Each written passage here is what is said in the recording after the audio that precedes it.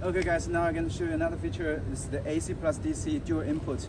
So this is the 3 solar panels, 3 200 watts solar panels. I already showed you how to connect.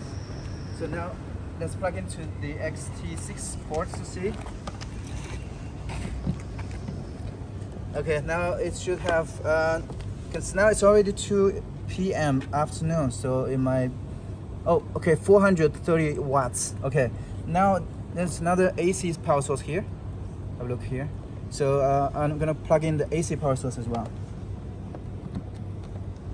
So theoretically speaking, the AC input is 1,800 watts. So altogether, we should see about 2,000 watts or more. Now the AC power is coming up.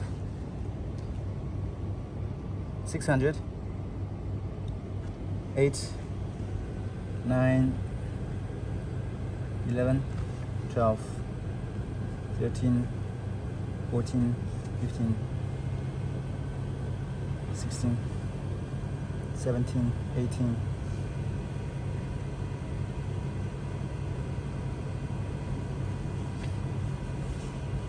2,000.